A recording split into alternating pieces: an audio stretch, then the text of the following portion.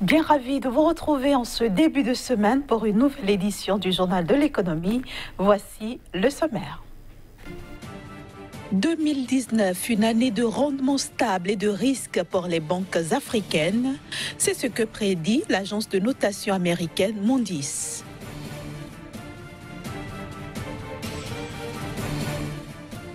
Les échanges commerciaux entre la Suisse et l'Afrique s'améliorent. Ils se sont établis à 5,3 milliards de dollars en 2017.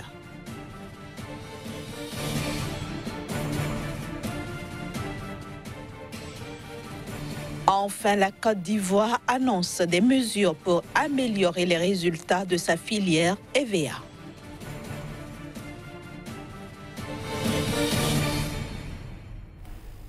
En 2019, les banques africaines vont évoluer dans un contexte qui sera marqué par des rendements stables. C'est ce que révèle en tout cas l'agence de notation américaine Moody's. Cette agence prévient aussi que ces banques pourraient être confrontées à certains risques. L'année 2019 s'annonce stable mais en pointe de risque pour les banques africaines. Selon la note d'analyse prospective publiée par l'agence de notation américaine Moody's, les banques d'Afrique vont en effet évoluer en 2019 dans un contexte marqué par des rendements stables. Cette situation se justifie selon Moody's par le fait que l'accélération de la croissance économique du continent, bien que toujours inférieure à son potentiel, va soutenir la croissance des crédits, tandis qu'une réglementation plus stricte et une meilleure supervision soutiendront la stabilité financière. L'agence de notation explique qu'il est prévu que l'accélération du rythme de croissance du produit intérieur brut africain à 3,8% contre 2,7% en 2017 stimule la demande pour les crédits bancaires, ce qui devrait susciter une amélioration des revenus nets d'intérêt et des produits nets bancaires. Un risque se cacherait cependant derrière cette opportunité, au dire de Moody's. En effet, une part importante des placements bancaires s'effectuera sur des titres obligataires émis par les États qui font déjà face à des échéances sur leurs dettes en devises étrangères, en même temps qu'ils comptent sur des revenus d'exportation. Ils pourraient de ce fait subir des vents contraires en rapport à la hausse des taux d'intérêt sur les marchés internationaux, les incertitudes politiques et les tensions commerciales croissantes entre superpuissances. Néanmoins, souligne Moody's, toutes les banques ne sont pas logées à la même enseigne. En cas de défi majeur, celles dont l'importance systémique est avérée vont bénéficier d'un soutien de leur gouvernement. Les pays membres de la communauté d'Afrique de l'Est, à savoir le Kenya, le Burundi, le Soudan du Sud, la Tanzanie, l'Ouganda et le Rwanda, ces pays donc envisagent d'unifier leur réglementation en matière de technologie de l'information et de la communication. L'objectif est de former un marché régional de consommateurs capable d'attirer davantage d'investissements directs étrangers. À cet effet, les différents marchés télécoms, il faut dire, en leur état actuel, sont trop petits pour attirer l'attention des investisseurs. L'harmonisation des politiques TIC et télécom envisagées par ces pays de la communauté d'Afrique de l'Est devrait donc renforcer davantage la coopération télécom qui les lie déjà à travers le projet d'Air Télécom unique. Il faut ajouter que pour le moment, seuls le Kenya, l'Ouganda et le Rwanda ont rejoint le réseau unique de la communauté d'Afrique de l'Est qui élimine les frais d'itinérance pour les téléphones mobiles. Et puis en 2017, les échanges commerciaux entre la Suisse et l'Afrique se sont établis à 5,2 milliards de francs suisses, soit 5,3 milliards de dollars, ce qui représente 1,3% des échanges commerciaux globaux de l'association Swiss African Business Cycle. Ce volume monte à 12,1 milliards de francs quand l'on y ajoute l'or. Entre la Suisse et l'Afrique, les échanges commerciaux ont culminé à 5,2 milliards de francs suisses, soit 5,3 milliards de dollars en 2017. En tenant compte de l'or, ce volume grimpe à 12,1 milliards de francs. 75% de ces échanges commerciaux entre la Suisse et l'Afrique sont générés par 6 pays, à savoir l'Afrique du Sud, l'Égypte, le Nigeria, le Maroc, la Tunisie et l'Algérie. Les principales marchandises suisses exportées vers l'Afrique sont les produits chimiques et pharmaceutiques 51%, les machines 22%, les instruments de précision, les montres et les bijoux 10% et les produits agricoles 9%. Les produits énergétiques 36%, les produits agricoles 27% et les textiles 15% représentent quant à eux l'essentiel des importations. Ceci hisse la Suisse au rang de 10e investisseur en Afrique dans un contexte où les investissements directs suisses sur ce continent ont triplé à environ 13,5 milliards de francs ces 15 dernières années. Par ailleurs, le nombre de collaborateurs de sociétés basées en Suisse et travaillant en Afrique a plus que doublé entre 2000 et 2016, passant de 63 333 personnes en 2000 à 140 000 à fin 2016. La Côte d'Ivoire annonce plusieurs mesures destinées à améliorer les résultats de sa filière EVA. Entre autres innovations figure la mise en place de l'interprofession EVA.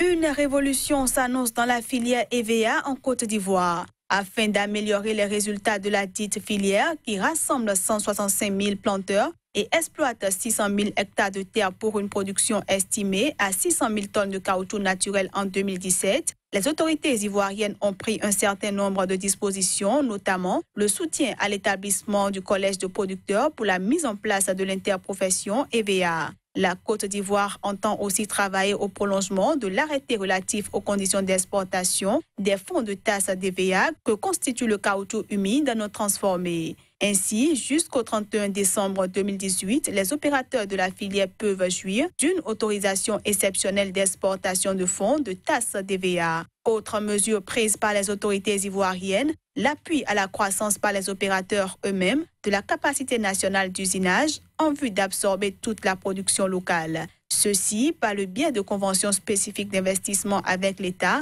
prenant en compte l'octroi de crédit d'impôt sur une période maximale de 5 ans. Direction maintenant la Tunisie, dernière destination de ce journal de l'économie. Et c'est pour nous intéresser au projet de loi de finances 2019.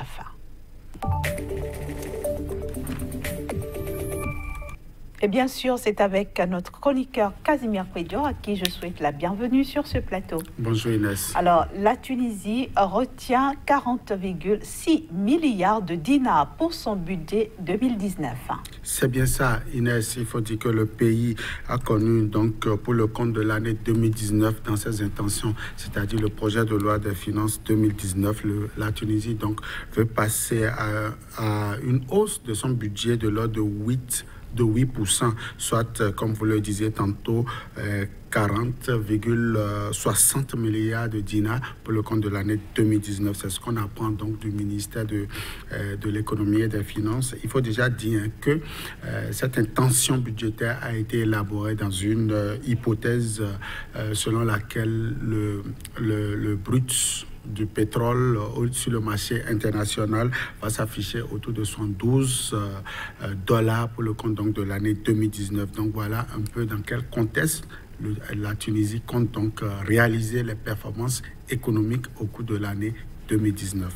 On parle d'une couverture sociale, Casimir Pédio, pour les opérateurs du secteur informel en Tunisie. C'est peut-être la nouveauté que la Tunisie compte donc établir au cours de l'année 2019 en ce qui concerne cette loi des finances, car le secteur social, notamment ces entreprises-là qui n'ont pas un mieux-être, qui n'ont pas un siège social ou qui ont des difficultés pour s'installer, auront donc une mesure d'accompagnement pour le compte donc de l'année 2019. Et selon cette loi des finances, il y a un certain nombre donc de dispositions pratiques telles que leur intégration dans le système fiscal à des conditions favorables au cours de l'année 2019 afin de leur permettre de bénéficier d'un certain nombre de services tels que la sécurité sociale et aussi la question donc de la pension de retraite pour donc leur vie future ou bien leur permettre à leur progéniture de pouvoir disposer d'un mieux-être au cas où donc les concernés ne seront plus donc de ce monde. Voilà donc des mesures que la Tunisie veut donc introduire désormais donc au niveau de la loi des finances pour permettre quand même à ces couches défavorisés, à ces personnes donc qui exercent une activité économique au niveau du pays, mais qui n'ont donc pas une comptabilité des meilleurs, de pouvoir donc se faire compter également dans le système économique au niveau donc du pays. Est-ce que tout ceci n'augure pas d'une pression fiscale sur cette couche-là? À première vue, l'on pourrait donc dire que c'est une pression donc fiscale, mais au-delà de ça, la Tunisie donc compte améliorer les conditions de vie de sa population, surtout de sa population active. C'est ce de quoi il s'agit donc dans cette loi des finances là, car les mesures sont beaucoup plus allant dans le sens d'améliorer les conditions de vie de ces personnes, car selon la loi des finances, il revient donc à l'État de pouvoir garantir un mieux-être à cette population là en leur octroyant des services pouvant leur permettre de se sentir aussi concernés par l'amélioration des conditions de vie et de travail. Au-delà de ça, 2019, en tout cas, dès le 1er janvier 2019, le système fiscal compte donc enregistrer ces personnes-là qui exercent une activité afin de pouvoir leur accorder un certain nombre donc, de facilités en ce qui concerne donc la loi des finances, surtout en ce qui concerne l'imposition. Ces messieurs se verront donc exonérés d'un certain nombre d'impôts tels que la taxe sur la valeur ajoutée, la TVA. Donc, et au-delà de ça, la mesure concerne ceux-là donc dont les recettes ne sont pas comptabilisées et ils se verront donc élaborer un certain nombre de charges pour les accompagner. Au demeurant, je crois que les Tunisiens aujourd'hui pourront donc se faire enregistrer facilement sur les registres donc fiscaux au niveau du pays pour permettre à l'État de pouvoir comptabiliser donc la plénitude des acteurs donc de l'économie pour permettre véritablement à l'État de pouvoir disposer d'une cagnotte financière, mais aussi de pouvoir répartir ce qui sera collecté au niveau des recettes au niveau donc de toute la population. Au regard de tout ceci, comment se portera l'économie tunisienne en 2019? Selon les prévisions, la Tunisie pourra atteindre donc la barre de 3,9% en termes de croissance pour le pays contre 4,9% pour ce qui concerne l'année 2019. Donc le taux de croissance au niveau du pays va osciller autour de 4% pour le compte de cette année-là. Il faut déjà dire que l'économie du pays va donc, la présence, le taux d'endettement au niveau du pays va osciller autour de 70,9% contre 72% pour le compte de l'année 2018, c'est-à-dire la Tunisie va essayer donc de rentrer en dessous donc du seuil retenu pour l'endettement sur le plan africain, et donc la Tunisie va travailler pour améliorer ce qui concerne donc son taux d'endettement. Au-delà de ça, la Tunisie va également faire accroître donc le revenu moyen donc de sa population en offrant un mieux-être sur le plan donc d'un certain nombre de services tels que le service des hydrocarbures qui est annoncé pour connaître une nette amélioration pour le compte donc de l'année 2019. Donc voilà des mesures forcément qui permettront à l'économie tunisienne de mieux se porter pour le compte de l'année 2019. Et je tiens à préciser que tout ce dont nous venons de parler n'est que de l'intention, n'est que donc une projection. La réalité, c'est à partir du 1er janvier 2019 et on verra de quoi cela va remonter. J'imagine que nous reviendrons sur ce plateau pour faire un bilan. Certainement. Voilà, mesdames et messieurs, ce sera tout pour ce numéro du Journal de l'économie. Merci de nous avoir reçus chez vous. Retrouvez toute l'équipe mercredi prochain à la même heure.